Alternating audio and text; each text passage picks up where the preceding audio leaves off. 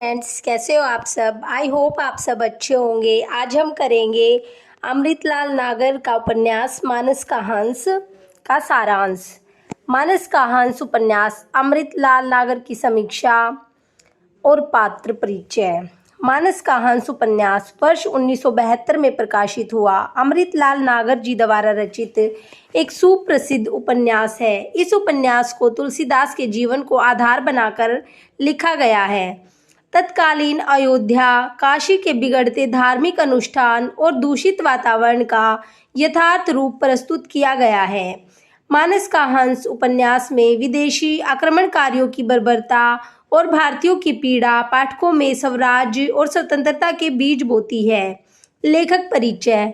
मानस का हंस उपन्यास में तत्कालीन समय के आर्थिक, राजनीतिक, सामाजिक और सांस्कृतिक रूप को परिलक्षित किया गया है। अमृतलाल नागर जी एक हिंदी के प्रसिद्ध साहित्यकार हैं। उपन्यास के क्षेत्र में उनका योगदान काबिले तारीफ है। इन्होंने पौराणिक, आंचलिक, सामाजिक, जीवनी और ऐतिहासिक उपन्यास लिखे हैं। उपन्यास के पात्र। बाबा तुलसीदास जी इस मानस का हंस उपन्यास के केंद्र बिंदु है।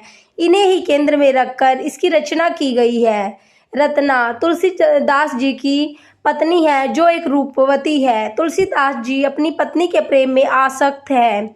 अन्य पात्र मैना कहारिन, श्यामों की बुआ, संत बैनी माधव, रामू द्विवेदी, पंडित गणपति उपाध्याय।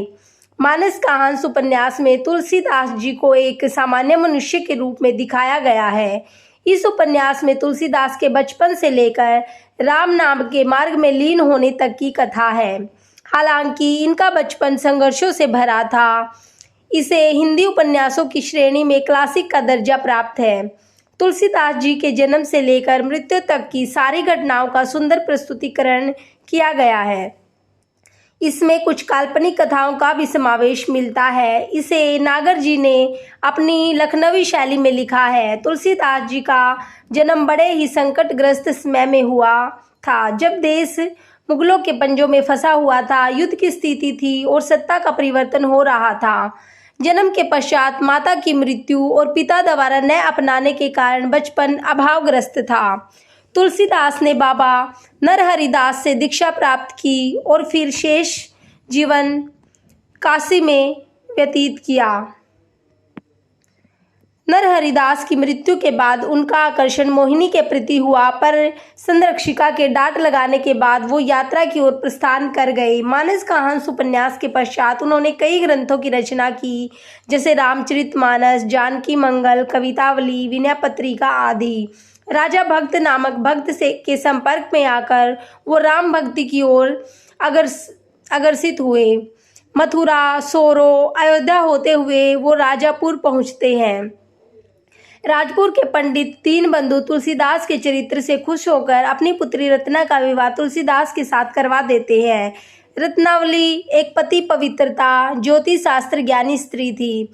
पत्नी के प्रति प्रेम ही उन्हें पत्नी के फटकार का कारण बना और उससे वो सांसारिक मोह माया से दूर हो गए।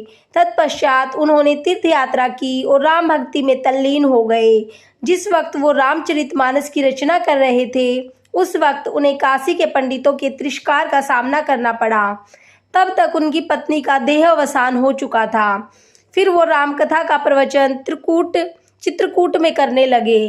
फिर वो काशी में ही विनय पत्रिका का अंतिम पद लिखते हुए 80 घाट पर उनकी मृत्यु हो गई। इस उपन्यास में अमृतलाल नागर जी ने तुलसीदास के आंतरिक और बाहरी संघर्ष को भलीभांति दर्शाया है। तुलसीदास एक आम मनुष्य की भांति जीवन के द्वंद्व जिन्हें लड़ते हुए वो रचना करते हैं। पुत्र और पत्नी, अपने सबसे प्रिय लोगों को त्यागना किसी वो मनुष्य के लिए कितना कठिन रहा होगा। इसके पश्चात वो प्रसिद्ध ग्रंथों की रचना करते हैं।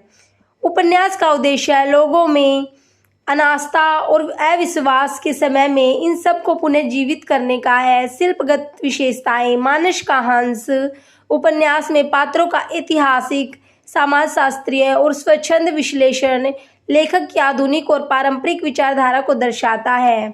देश काल और वातावरण का वर्णन करने के लिए अनेक विद्वानों के मतों का उपयोग किया गया है।